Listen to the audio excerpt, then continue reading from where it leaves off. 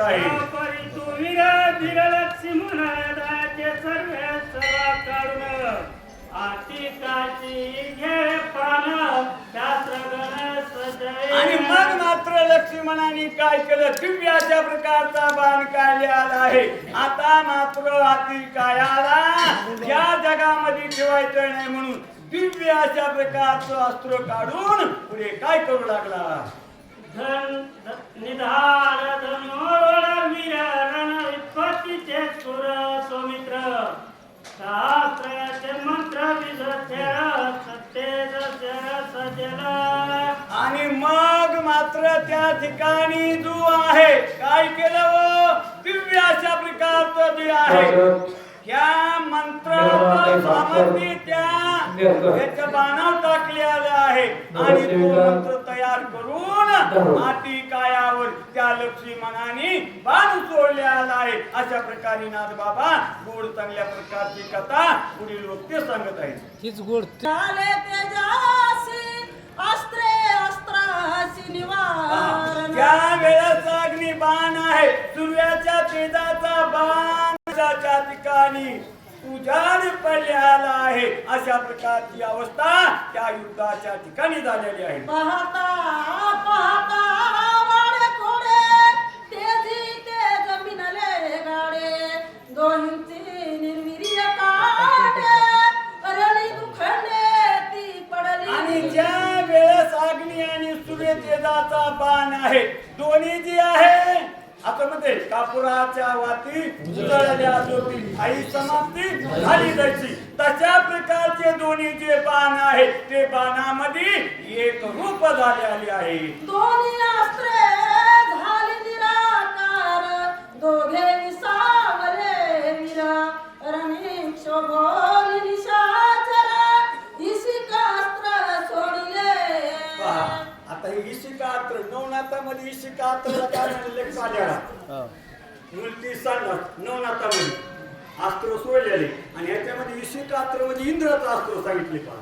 कारण काय की काही दिवस तू आता एकदा शब्द पाठ केला ना पुन्हा तो कसा देऊन जा तो बदलीत नाही.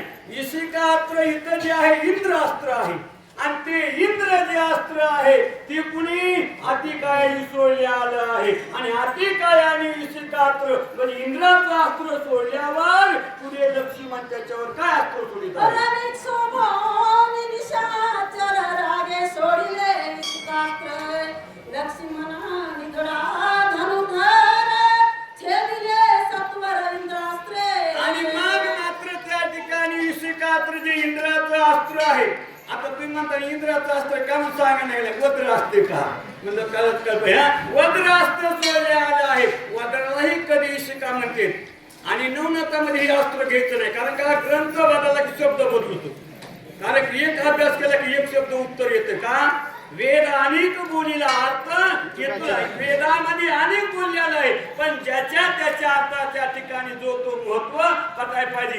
इंद्राने वज्र टाकलं, वज्रास्त्राचा नैनात लक्ष्मणाने केला आणि केल्या पुढे काय झालेलं आहे. छेदिले देखोन इशिकास्त्र कोपून या रावणपुत्रे सोडिता झाला यमास्त्र रणी सौमित्र लक्ष्मण.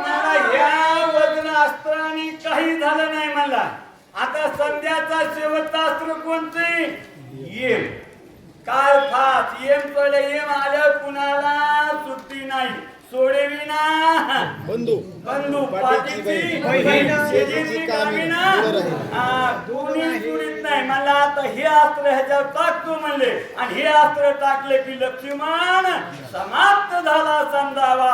असं का अस्त्र जे आहे ते कुणी आतिकायाने लक्ष्मणावर सोडलेलं आहे. येता देखोन यमास्त्र अस्त्र विंदानी सौमित्र वाट वस्त्रे तेही अस्त्र रणी सत्वर छेदिले. आता यमाचं अस्त्र आलं, यमाचं अस्त्र सुद्धा येतंय.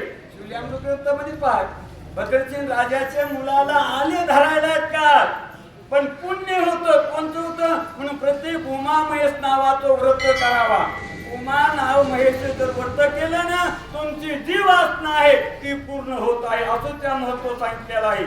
शिवपुराणामध्ये सांगितले, शिवल्यामृत ग्रंथात सांगितले. पडले लोक म्हणते मोठे पहा तुम्ही तर तशा प्रकारचं जे पुण्याचा साता लक्ष्मणाजवळ आहे काय करी म्हणला ये या मला सुद्धा आमच्या तुकाराम महाराजांनी हे खाली वाक म्हणले तुझ्या डोक्या पाहिजे तर तशा प्रकारची अवस्था वाऱ्याच्या धुळकीने या ये मास्त्राची लक्ष्मणाने केलेली आहे अरणी खवळून सौमित्र प्रजन्य धार वर्षेश्वर पावनी या पिकाय शरीर बाल समग्र बनले आणि ज्या वेळेस त्या पावसाच्या धारा आकाशातून यात म्हणले